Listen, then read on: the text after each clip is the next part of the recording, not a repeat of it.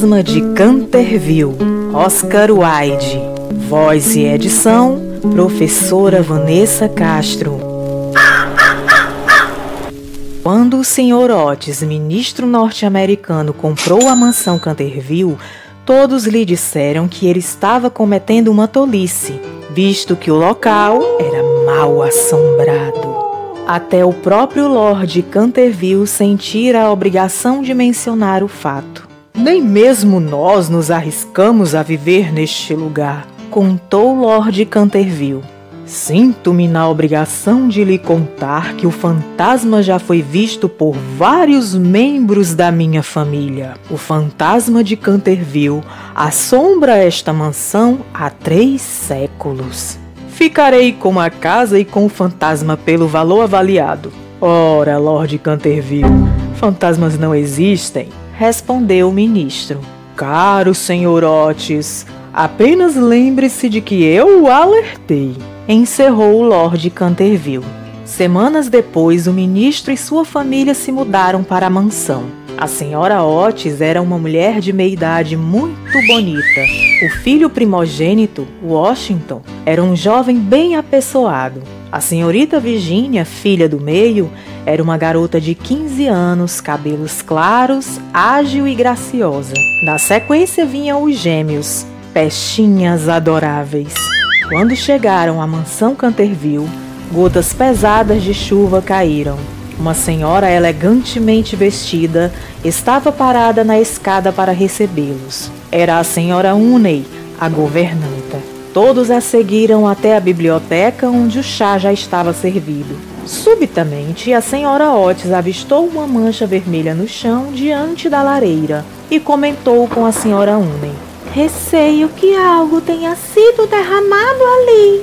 É o sangue de Lady Eleanor, que foi assassinada naquele exato local pelo marido, o Sr. Simon de Canterville, em 1575. Ele viveu mais 9 anos após a morte dela, mas o espírito arrependido dele ainda assombra a mansão, respondeu a velha governanta. Mas que bobagem! Retrucou Washington. O removedor Pinkerton limpará tudo em um piscar de olhos. Antes que a governanta pudesse interferir, ele já havia se ajoelhado e estava esfregando o chão. Em poucos instantes, todos os vestígios da mancha tinham desaparecido. Um raio iluminou o salão. O estrondo do trovão fez todos se levantarem. A senhora Uney fitou os olhos do ministro e disse: Já vi muitas coisas com estes olhos, senhor, afirmou ela. Coisas que fariam qualquer cristão se arrepiar inteiro. São incontáveis as noites em que não consegui pregar os olhos. Na manhã seguinte, a terrível mancha de sangue estava lá de novo no chão. Washington a removeu pela 2ª vez. Na 3ª manhã, a mancha também retornou, embora o Sr. Otis tenha trancado a biblioteca e guardado a chave consigo. O dia havia sido quente e ensolarado. Às 11 horas da noite, todos se recolheram. Algum tempo depois, o Sr. Otis foi acordado por um barulho no corredor, o rangido de algo metálico.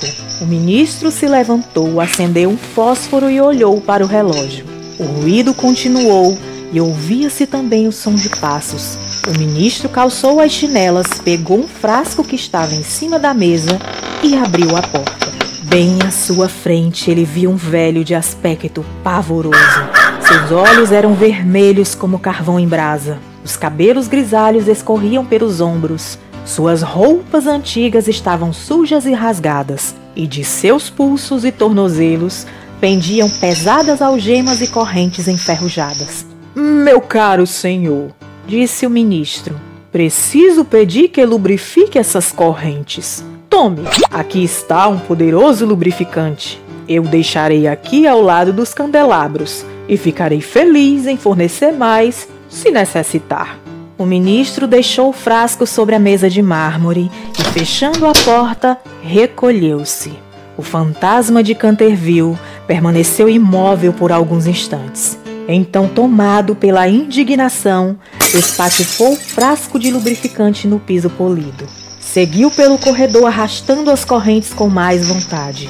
Logo que chegou ao topo da escada, uma porta foi escancarada. Duas pequenas criaturas apareceram e um travesseiro foi arremessado, passando zunindo ao lado de sua cabeça. O fantasma furioso desapareceu atravessando uma parede. Na sua câmara secreta, recuperou o fôlego e tentou assimilar a situação. Nunca, em 300 anos de carreira, ele fora tão gravemente insultado. Então decidiu se vingar.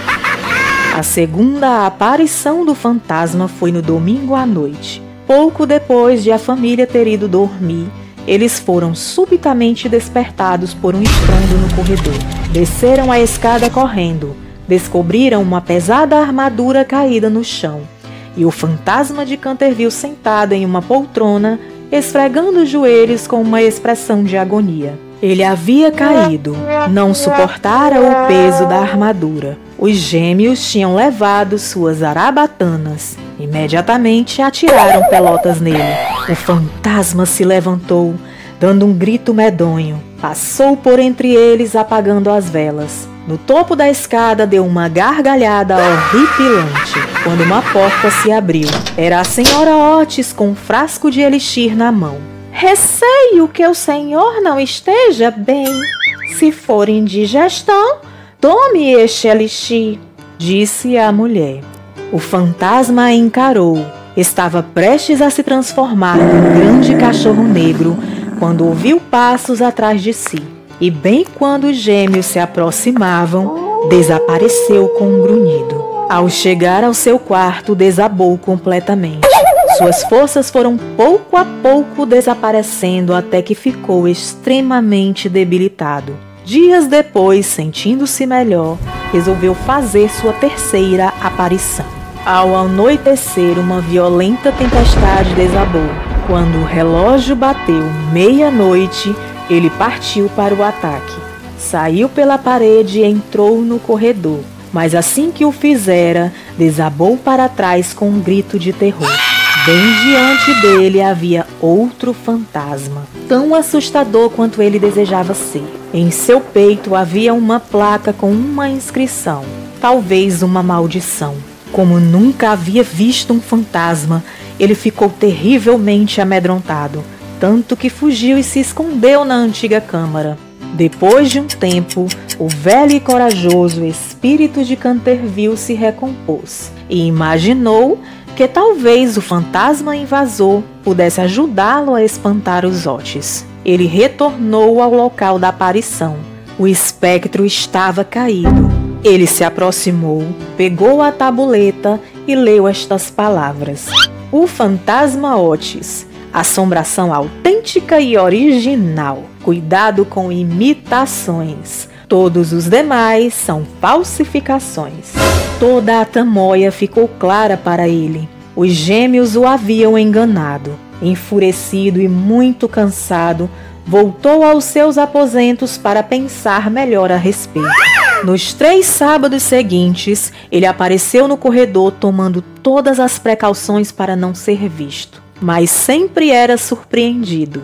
Cordas costumavam ser amarradas cruzando o corredor, fazendo-o tropeçar. Manteiga era espalhada pelo chão para que ele escorregasse. Baldes com água eram deixados sobre as portas para que o atingissem ao abri-las. Assim, o fantasma abriu mão da esperança de assustar aquela grosseira família. Os Otis, satisfeitos por conseguirem se livrar do fantasma, logo começaram a receber visitas. O jovem duque de Cheshire hospedou-se na mansão e se encantou com a doce Virgínia. O duque e Virgínia saíram para cavalgar. Ao descer do cavalo, Virgínia fez um rasgo em seu vestido. Voltou à casa para consertá-lo. Quando estava passando pelo salão, avistou alguém lá dentro. Para sua surpresa, era o fantasma de Canterville que estava parado cabisbaixo diante da janela. Sinto muito pelo senhor, afirmou ela. Meus irmãos não são maus. Desculpe-os, senhor fantasma. Eu preciso arrastar minhas correntes, Perambular de madrugada é a minha razão de existir. O senhor não deveria ter matado sua esposa, repreendeu Virgínia. Sei que o que fiz foi errado, me arrependo e já paguei muito. Os irmãos de minha falecida esposa acorrentaram-me na câmara secreta e deixaram-me morrer de fome e de sede. Quando morri, fui condenado a vagar pela casa e a nunca dormir. Pobre fantasma, não há um lugar onde o senhor possa dormir? O único lugar em que posso descansar é no Jardim da Morte. Os olhos de Virgínia ficaram embaçados de lágrimas. Ele continuou. Não posso ir ao jardim por conta própria. A velha profecia escrita na janela da biblioteca me prende a esta casa. Ela diz: quando uma menina dourada conseguir incitar os lábios de um pecador a orar, quando a amendoeira estéril frutos produzir e a pequena criança se puser a chorar, então a casa se aquietará e a paz em Canterville retornará. Você é esta menina, doce Virgínia. Aceitaria me ajudar? No caminho, você verá figuras monstruosas, mas se não demonstrar medo, nada acontecerá. Não tenho medo, afirmou ela com firmeza. Pedirei que o anjo tenha piedade do Senhor. Ele pegou a mão de Virgínia. Seus dedos eram gelados. Quando eles chegaram ao fundo do salão, a parede se abriu e os dois sumiram na escuridão. Não demorou muito para que todos sentissem a falta de Virgínia. Fizeram buscas pela casa e pela região, sem sucesso. Quando anoiteceu, se reuniram no salão para a refeição que encerraria a noite. Subitamente, o ar ficou gelado e a parede se abriu. Para espanto e alegria de todos, Virgínia apareceu envolvida pela névoa que brotava da escuridão. Pela janela era possível ver a velha amendoeira florescendo. Deus o perdoou! Anunciou Virgínia, enquanto uma linda luz parecia iluminar seu rosto. 4 dias após estes curiosos incidentes, um funeral teve início na mansão de Canterville.